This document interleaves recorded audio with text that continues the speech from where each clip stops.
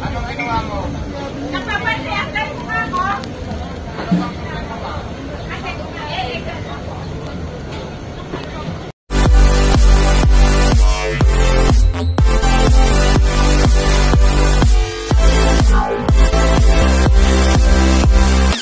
Tatanungin kung ma-interview natin yung about sa nag-viral. Mamaya na lang po kasi may ginagawa pa, nag-ano pa. Okay lang?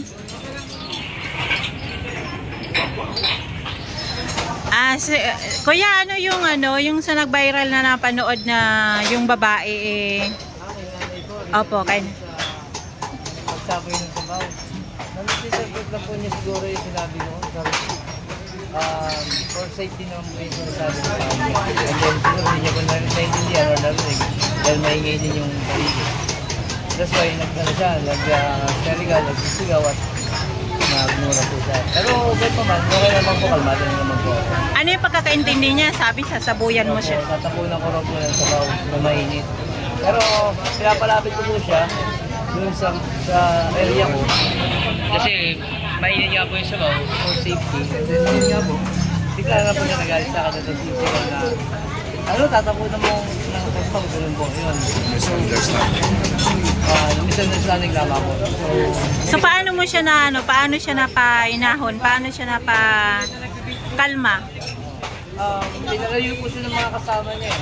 And then ako naman po, tuloy din naman po yung sinabing ko ng sabaw din sa mga customer namin. So, ayun po, wala lang po ang action na ginagawa. Ayun po. So wala lang. Kinausap siya ni Madam Diwata. Boss namin, si Madam Diwata. Hindi na rin po ako nag-dispensa dahil siyempre medyo lagi ko po tiyatanda na basta ayun po, bali Kumalma naman opo, napakalusapan at Kausap naman ni Diwata. Opo. Kumain na siya, tinapos na yung pagkain. Yes sir, opo. Buong mga planning niya, coming from Rebecca po sila, binisita po talaga sa register namin. And then, ayun po, after nung naging scenario, naging okay naman po kami. Nakapatawaran. Biro pa nga ni Diwata sabi niya gutom lang daw. Sobrang gutom lang daw yun. Sobrang lang daw gutom, sabi niya. Mainit yung ulo. Ganun talaga tayo pag-gutom na bilis natin mag-aayos. Mainit ang ulo, tapos mainit pa yung sabaw. Ayun siguro. Ang importante, hindi mo siya pinatulan. Ang maganda doon, hindi mo siya. Yung marunong magpakumbaba. Customers is always right. Yes. Number one road sa amin po. And then, sabi ko namin nga po, titrain ko kami. Yung approach namin sa mga Paano ba napasok yung pagsalin dito? Hindi naman po sa kota dito, wala pong pasong nangyari. Hindi naman daw napasok. Hindi Parang siya. yung salita na Babanlian. Mababalian siya kasi mabigat. Ang rinig niya mababanlian. Hindi po, kasi malayo po kasi siya doon sa area ng pagkakali ng sabaw. Yes. Kasi pinalalapit ko po siya. Yun, na-misinterpret po. Misinterpretation. Ano, sasabuyan mo ko ng sabaw? Mababalian versus mababalnian. Maling pandinig. Ayan. Misinterpret. Ngayon malinaw na po ha. Thank you, Kuya. Mabuhay. Thank you so much. Ayan. Okay. Baka, ayan na yung sabaw. Ayan. Thank you. Thank you. So, ayan si Kuya yung nag-viral na inaway siya nung customer na maling pandinig. So, ito siya.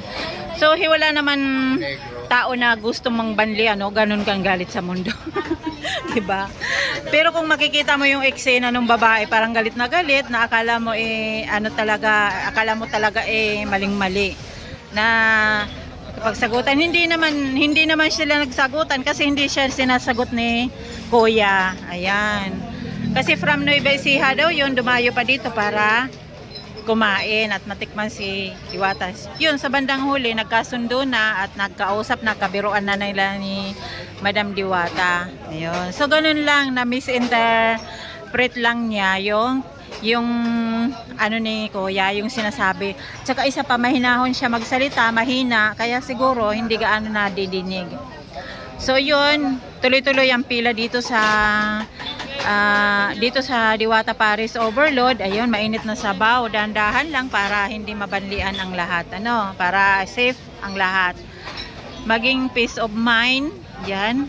Maging relax lang. Ayan, para madali mabusog. Ayan.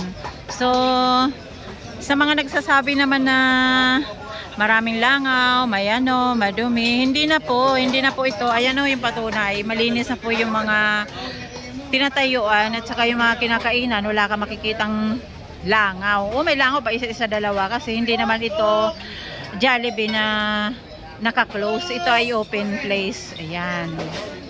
So, ayun. So, ayun na nga guys. Ang ngayon. Update.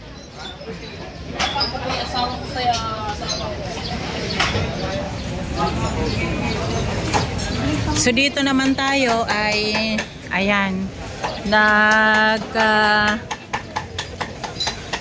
kanya-kanyang busy na ang mga tao. So ayan. So may mga konting tatanungin tayo. Yung second joy dito nag-iisa. Ayan. Ayun. Ayun si ate. Agad nakasunod. Hi sir. Enjoy. Hi. Ayan.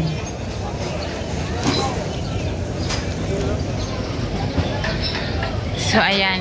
Ayan po yung update ngayon. Ngayong araw na to. Saturday.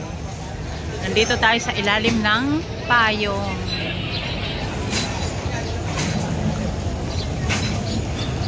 Ngayon ay ikot tayo doon sa labas. YouTube ka?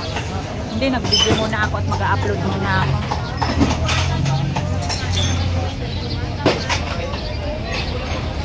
Anong mo, te? Channel? Anong channel mo? Anong smile lang? YouTube? Ay, Facebook. Ano? Rose Mayo lang. Rose Mayo. Oh, may mga dumarating. Ayan, oh, masayang dumarating. Anong uniform po yan, sir? Simbahan po. Ba? Simbahan? Service is our way to holiness. Holiness Brotherhood. Our vocation. Our vocation? Vocation. Ayan. So, pahaba ng pila, mga guys. Ayan.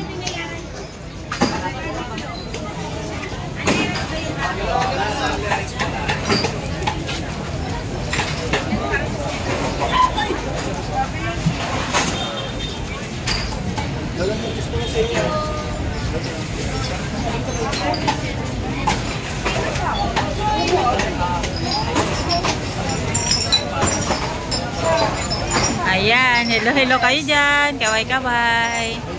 Ayan.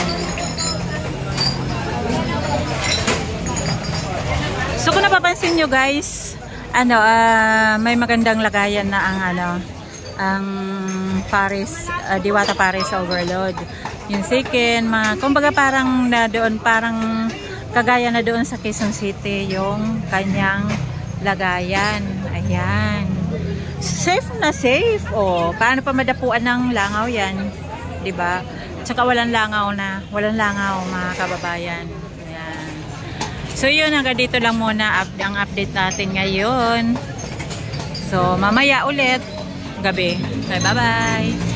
Thank you for watching. Please subscribe po. Don't forget to like and subscribe po sa aking mga uploads.